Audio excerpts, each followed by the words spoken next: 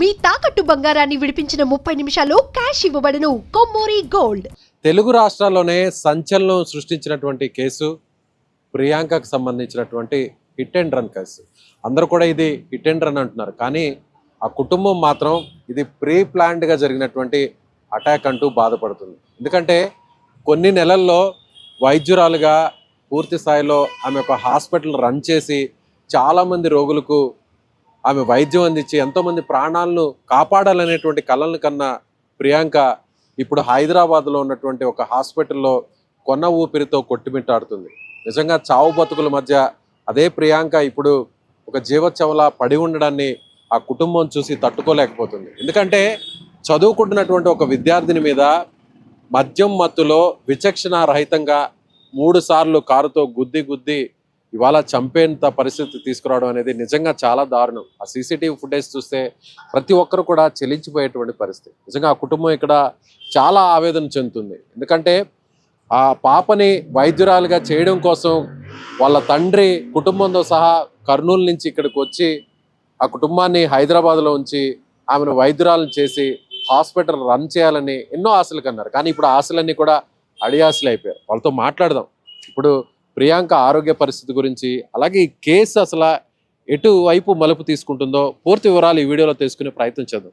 So Venkatesh గారు, నిజంగా దారుణం అండి. ఇలాంటి పరిస్థితి ఎవరికి రాకూడదు. ఒక తండ్రిగా మీరు ఎన్నో కలలు కనుంటారు. ఆ పాపని డాక్టర్ని చేసి, సో నా కూతురు డాక్టర్ చాలామంది రోగులకు మంచి వైద్యం అందిస్తుంది, ప్రాణాన్ని నిలబెడుతుందని ఎన్నో కలలు కనుంటారు. కానీ ఇవాళ ఆ పాపని హాస్పిటల్లో పెట్టుకొని ఒక హాస్పిటల్ ముందు ఉండడం అనేది నిజంగా ఇలాంటి పరిస్థితి ఎవరికి రాకూడదు. సో ఏమనుకుంటున్నారు సార్? నాకు ఇంతవరకు ఏమన్నా బతుకుతుందేమో అని హోప్తో నేను అక్కడి నుంచి ఇక్కడి దాకా తీసుకొచ్చి హాస్పిటల్లో అన్ని విధాల ప్రయత్నాలు చేస్తున్నాం సార్. ఏ అవకాశం దొరికినా సరైన మెడికేషన్ ఇప్పించి ఆమెను బతికించుకోవాలనే ఇంటెన్షన్ తోటి మేము చాలా విధాలుగా ప్రయత్నాలు చేసినా, డాక్టర్లు కూడా ఎన్ని రకాలుగా ప్రయత్నం చేసినా చివరికి హోప్లెస్గానే ఉంది సార్. కోలుకునే అవకాశాలు చాలా తక్కువ ఉన్నాయి. చాలా క్రిటికల్గా ఉంది సార్ పరిస్థితి. అమ్మాయి బతికే పరిస్థితి లేదని అంటున్నారు. మాకు చాలా అన్యాయం జరిగింది సార్. ఎంతో భవిష్యత్తు కలిగిన నా కూతురి జీవితం నాశనం అయిపోయింది. ఆమెను వాంటెడ్గా చంపాలనే వాళ్ళు చంపినారు సార్. మరి వాళ్ళకి ఏమి ఇంటెన్షన్ తెలియదు. చంపాలనే ఇంటెన్షన్ తోటే 3 సార్లు హిట్ చేసి వీడియో ఫుటేజెస్ చూసిన తర్వాత మాకు అర్థమైంది. ఇన్ని రోజులు అమ్మాయి బతుకుతుందో లేదో ఆమెను చూసుకోవడం కొరకే, వైద్యం ఇప్పించడం కొరకే ఆమె వెంట ఉన్నాను నేను. బయట న్యూస్ అవన్నీ నాకు తెలియదు. అయితే నిన్నటి నుంచి మొన్న కొన్ని విషయాలు తెలిసిన తర్వాత, ఆ ఫుటేజ్ చూసిన తర్వాత మాకేమనిపిస్తుందంటే, ఆ హిట్టింగ్ చూశారు కదా సార్, మీరు కూడా చూసిండొచ్చు. ఆ హిట్స్ చూసిన తర్వాత వీళ్ళు ఉద్దేశపూర్వకంగానే చేసినారు సార్. ఇది చంపాలనే చంపినారు సార్. ఇది ఖచ్చితంగా మాకు దీనిపైన న్యాయం జరగాలని ప్రభుత్వాన్ని ఖచ్చితంగా మేము అడుగుతున్నాం సార్.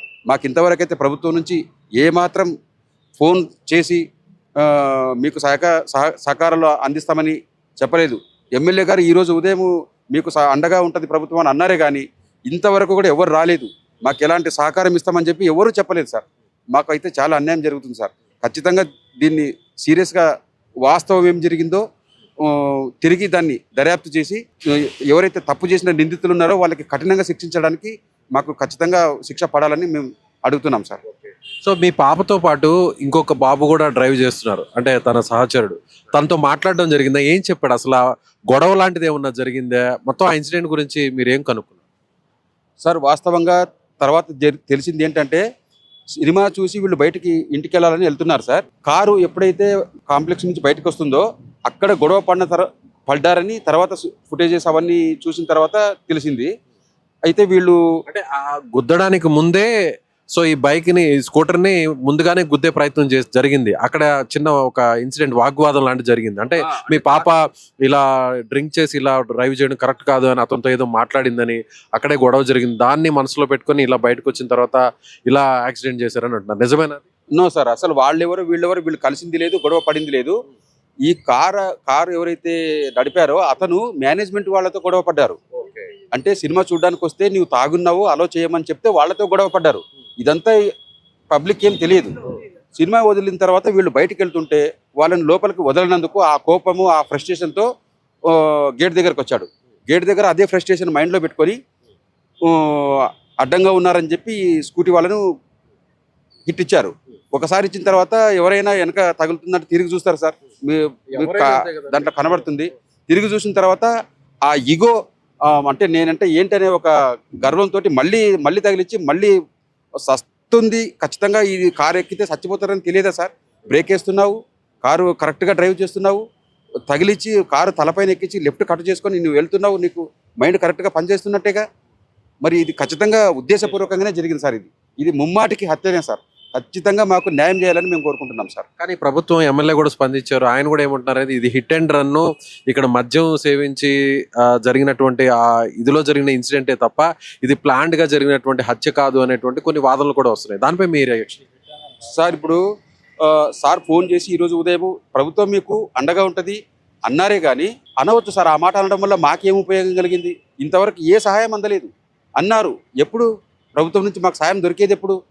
ఇక్కడ లక్షల బిల్లులు అవుతున్నాయి. మా పరిస్థితి ఏమి? అంటే ట్రీట్మెంట్ కూడా ఎక్కడ మేము బేర్ చేసుకుంటామని ఎక్కడ వాళ్ళ నుంచి అటువైపు నుంచి ఏమన్నా అష్యూరెన్స్ ఏం లేదా? ఎవరు రాలేదు సార్. జస్ట్ ఒక మాట ఓదార్చడం, ధైర్యంగా ఉండండి, మీకేం కాదు, ప్రభుత్వం అండగా ఉందంటే ఏం జరుగుతుంది సార్? మాకు ఏం న్యాయం జరుగుతుంది? ఇంతవరకు ఎవరైనా వచ్చారా ప్రభుత్వం తరఫున? ఏమైనా సహాయం అందించారా? న్యూస్లో ఇన్ని ఛానల్స్లో మేము మా బాధని, మా గోడుని, ఆవేదనని వ్యక్తపరిస్తే కూడా ఒక్కరు కూడా మాకు ఎవరు వచ్చి ముందుకొచ్చి ప్రభుత్వం తరఫున కానీ ఇంకా ఆఫీషియల్గా కానీ ఎవరు వచ్చి మాకు ఏమి సాయం చేసింది లేదు. మాకు హాస్పిటల్ దగ్గర కూడా ఎవరు రాలేదు సార్. ఇప్పటి వరకు హాస్పిటల్ ఖర్చు ఎంత ఉంటుందండి సుమారుగా? అంటే వాళ్ళు అక్కడ 2 లక్షల దాకా అయింది. 2 లక్షలు అంటే మా ఖర్చులు, హాస్పిటల్ ఖర్చులు, అంబులెన్సులు అవన్నీ తీసుకురావడానికి 2 లక్షలు అయిపోయినాయి. రాజమండ్రి నుంచి ఇక్కడికి వచ్చిన తర్వాత 50,000 ముందు కట్టాము. తర్వాత ఇప్పుడు ఇంకో 1 లక్ష కట్టమంటున్నారు. దాదాపు 3 లక్షల పైన కట్టాల్సి ఉంటుంది అన్నారు ఈ రోజు వరకు. మళ్ళీ రేపటి వరకు ఫైనల్ బిల్ ఎంత అవుతుందో చెప్తామన్నారు. అయితే ఈ విషయంలో నాకు ఇంకో అనుమానం కూడా ఉంది సార్. ఇప్పుడు అక్కడ ఎఫ్ఐఆర్ ఏం బుక్ అయింది, ఏం సెక్షన్లు పెట్టారో తెలుసుకోవాలని చెప్పి మా కుటుంబ సభ్యులు ఎందుకు ఇలా జరిగిందని అనుకుంటే పోలీస్ స్టేషన్కి ఫోన్ చేసినాం. సిఏ గారికి, రాజమండ్రి ప్రకాష్ నగర్ పోలీస్ స్టేషన్కి ఫోన్ చేసి ఆయన టచ్లో ఉన్నారు. నాకు ఎలా ఉంది అమ్మాయికి అని చెప్పి అడుగుతున్నారు. సార్ మీరు ఎఫ్ఐఆర్ ఏం బుక్ చేశారు, అసలు సెక్షన్ ఏం పెట్టారు, ఈ ప్రమాదానికి అంటే వీళ్ళు చేసిన పనికి పెట్టాల్సిన సెక్షన్లు కరెక్ట్గా ఉన్నాయా లేదా వెరిఫై చేసుకుంటాం సార్. ఆ ఎఫ్ఐఆర్ ఒకసారి మాకు పంపించామంటే వారు పంపించారు. చూస్తే అందులో ఉండే సెక్షన్లు చాలా సింపుల్ సెక్షన్లు. చేసిన నేరానికి హత్యాయత్నం కేసులు ఎక్కడ పెట్టలేదు, అటెంప్ట్ మర్డర్ కానీ అట్లాంటివి ఏం లేదు. 308 పెట్టామన్నారు, అది లేదు. ఇది ఏదో మేనేజ్ చేస్తున్నారు సార్. అక్కడ లోకల్గా వాళ్ళు ఇన్ఫ్లుయెన్స్ ఉన్న వాళ్ళని తెలుస్తుంది. మాకేమవుతుందో మమ్మల్ని ఎవరేం చేస్తారనే ధైర్యంతో వాళ్ళు అక్కడ మమ్మల్ని ఏదో మోసం చేస్తున్నారు సార్. మాకైతే సరైన సెక్షన్ పెట్టి నిందితులకు సరైన శిక్ష పడేలాగా వాళ్ళు మర్డర్ కేసు పెట్టేటట్లా వాంటెడ్లీ యాక్సిడెంట్ చేసి ఉన్నట్టుగా సెక్షన్లో మాకు కనపడడం లేదు సార్. కాబట్టి ఖచ్చితంగా మేము మళ్ళీ కంప్లైంట్ చేస్తాం సార్. మాకైతే న్యాయం జరగాల సార్ ఈ విషయంలో. మీరు ఒక మాట అన్నారు, ఇన్ఫ్లుయెన్స్ చేసే వ్యక్తులని. ఏంటి ఆ ఇన్ఫ్లుయెన్స్ చేసే వ్యక్తులంటే? అంటే బయట ప్రపంచానికి తెలియాల్సినటువంటి అవసరం కూడా ఉంది. అవును సార్.